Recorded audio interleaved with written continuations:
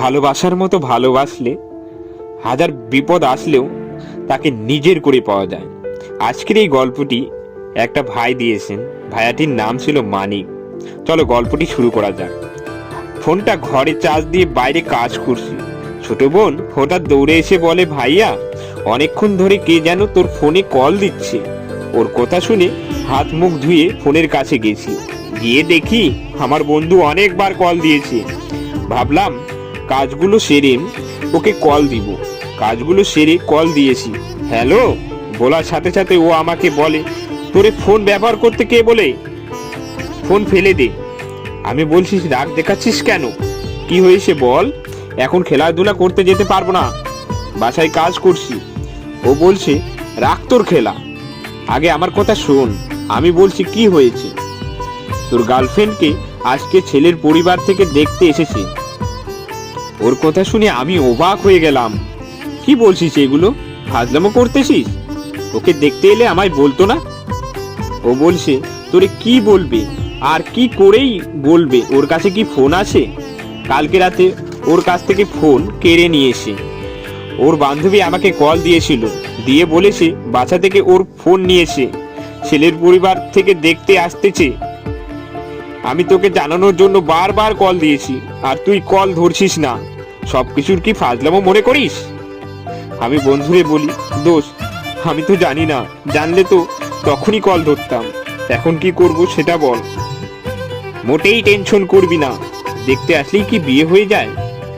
আমিও বললাম, দোষ দেখ, এমন কথা বলিস না, তুই তো জানিস আমি তাকে কত ভালোবাসি।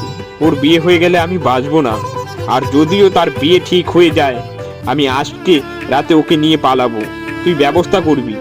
বন্ধু বলল, আচ্ছা ঠিক আছে, আগে দেখ কি হয়েছে। সন্ধ্যাবেলায় দেখি গার্লফ্রেন্ড নিজেই কল দিয়েছে, কেমন আছো তুমি? আমি তো অবাক হয়ে গেলাম, ও মনে হয় কিছুই জানে না, আমারে কিছুই বলে নাই। আমি বললাম, কি হয়েছে বলো তো আমায়। ও বলছে, কি হবে? আমি বললাম, তোমায় নাকি ছেলের বাড়ি থেকে দেখতে আসছিল, কি বলে গেছে ওরা?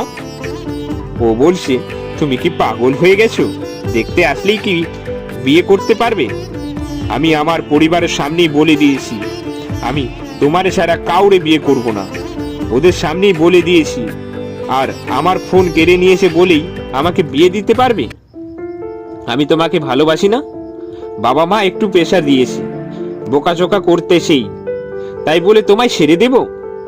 আমি তো তোমাকে কথা দিয়েছিলাম আমি তোমাকে ছাড়া কাউকে বিয়ে করব না, তাহলে বাবা মায়ের এইটুকু বোকাতেই তোমাকে ছেড়ে দেব ভাবলে কি করে?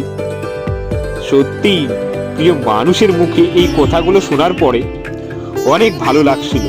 সত্যি ভালোবাসা অনেক সুন্দর, যদি ভালোবাসার মানুষটা এমন হয় আর এইভাবেই যদি পাশে থাকে। একটা কথা সত্যি, সব ভালোবাসাটাই পূর্ণতা পাবে যদি এভাবেই দুজন চেষ্টা করে যায় এবং লড়াই করে যায়, তাহলে তাদের ভালোবাসা একদিন না একদিন পূর্ণতা পাবেই।